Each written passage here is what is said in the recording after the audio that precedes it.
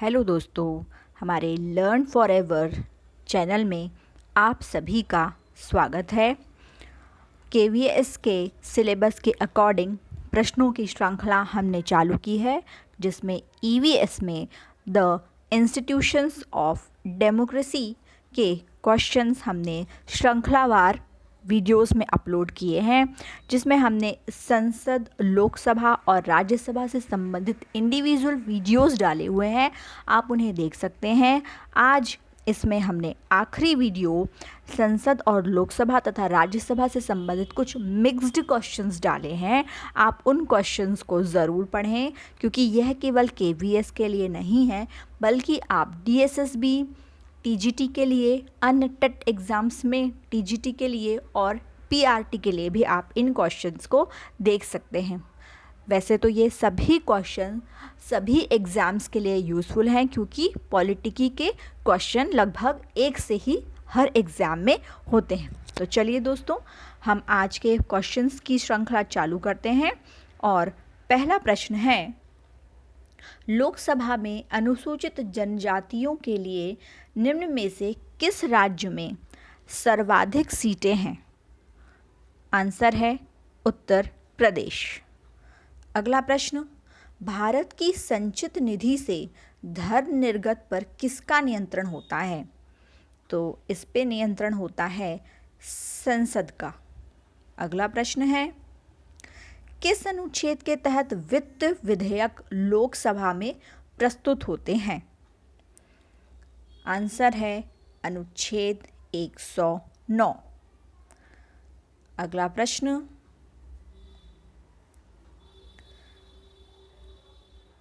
कानून निर्माण की अंतिम शक्ति किसके पास होती है? कानून निर्माण की अंतिम शक्ति किसके पास होती है? आंसर है लोकसभा। अगला प्रश्न, संसद के संयुक्त अधिवेशन का प्रावधान किस अनुच्छेद में है? दोस्तों, संसद का संयुक्त अधिवेशन होता है जिसमें राज्यसभा और लोकसभा दोनों का ही संयुक्त अधिवेशन होता है। तो यह किस अनुच्छेद के तहत होता है? अनुच्छेद 108। अगला प्रश्न, संसद के संबंध में निश्चित स्थिति क्या है? यानी संसद किनसे मिलकर बनी है, उसकी स्थिति के बारे में बात है। तो संसद राज्यसभा, लोकसभा और राष्ट्रपति तीनों से मिलकर बनती है।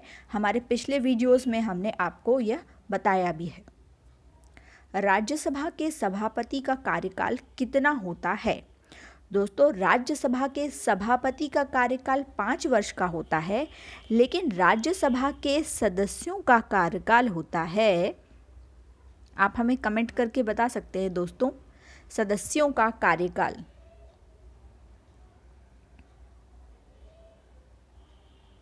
बताइए दोस्तों, सदस्यों का कार्यकाल आपको कमेंट करके बताना है। तो राज्यसभा के सभापति का कार्यकाल होता है 5 वर्ष का और सदस्यों का कार्यकाल होता है 6 वर्ष का। कितना होता है दोस्तों? 6 वर्ष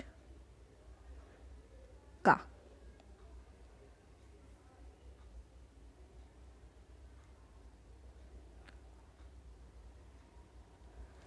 चलिए दोस्तों, अगला प्रश्न है, राज्यसभा के सभापति का निर्वाचन कौन करता है? राज्यसभा के सभापति का निर्वाचन कौन करता है? आंसर है लोकसभा और राज्यसभा के सदस्य सम्मिलित रूप से करते हैं। और राज्यसभा का सभापति कौन होता है? हमारे उपराष्ट्रपति। हमारे उपराष्ट्रपति जो होते हैं वो राज्यसभा के सभापति होते हैं, और इनका निर्वाचन लोकसभा और राज्यसभा के सदस्य सम्मिलित रूप से करते हैं। चलिए, अगला प्रश्न है, भारतीय संसद की सर्वोच्चता के संबंध में क्या कह सकते हैं?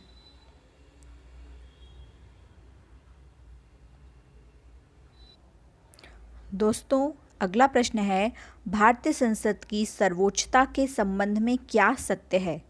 आंसर है संसद संविधान के भीतर सर्वोच्च होती है। संसद को संविधान के भीतर सर्वोच्चता का दर्जा प्राप्त है। अगले प्रश्न है, काम रोको प्रस्ताव से क्या तात्पर्य है? दोस्तों, काम रोको प्रस्ताव किसे कहते हैं? आंसर है, सरकार द्वारा चलाई जा रही किसी कार्यवाही या चलाई जा रही किसी योजना की मांग करना ही काम रोको प्रस्ताव है। कि जब जो लोकसभा के जो सदस्य होते हैं वो सरकार द्वारा चलाई जा रही किसी कार्यवाही या चलाई जा रही किसी योजना के लिए मांग करते हैं तो उस समय वह अपने अन्य सभी काम जो भी विधेयक पारित होने होते हैं वे बंद कर देते हैं। इसे ही काम रोको प्रस्ताव कहा जाता है। अगला प्रश्न दोस्तों, इस विधेयक पर संयुक्त अधिवेशन बुलाया जाता है। तो किस विधेयक पर संयुक्त अधिवेशन बुलाया जाता है? साधारण विधेयक पर। साधारण विधेयक जब होता है तो संयुक्त अधिवेशन बुलाया जाता है। लोकसभा का अध्यक्ष कर सकता है, क्या कर सकता है लोकसभा का अध्यक्ष? लोकसभा को स्थगित कर सकता है। लोकसभा को स्थगित कर सकता है कौन? लोकसभा का अध्यक्ष, जो कि कुछ समय के लिए स्थगन किया जाता है। अगला प्रश्न है, संसद की वह समिति जो धन खर्च की जांच करती है क्या कहलाती है? लोक लेखा समिति।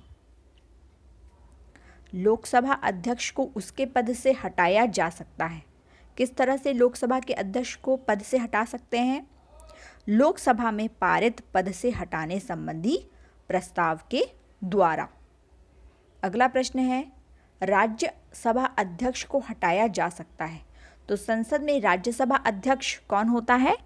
राज्यसभा अध्यक्ष होते हैं हमारे उपराष्ट्रपति, और संसद में महाभियोग लगाकर उनको हटाया जा सकता है। अगला प्रश्न है, संसद में संविधान संशोधन किस अनुच्छेद के तहत होता है? संसद में संविधान संशोधन किस अनुच्छेद के तहत होता है? अनुच्छेद 368 के तहत संविधान में संशोधन हो सकता है। अगला प्रश्न है, किस अनुच्छेद के तहत राज्यसभा अखिल भारतीय प्रशासनिक सेवाओं का सृजन करती है? तो जैसा कि हमने पिछले वीडियो में आपको बताया है दोस्तों कि राज्यसभा अखिल भारतीय प्रशासनिक सेवाओं का सृजन करती है, तो वह किस अनुच्छेद के तहत करती है? अनुच्छेद 312 के तहत। ये बहुत ही महत्वपूर्ण प्रश्न है दोस्तों, और ये सारे प्रश्न NCERT से लिए गए हैं। तो एग्जाम पॉइंट ऑफ व्यू से मैं आपको टू द पॉइंट क्वेश्चन ही करवा रही हूँ। चलिए अगला प्रश्न देखते हैं, आकस्मिक निधि से क्या तात्पर्य है?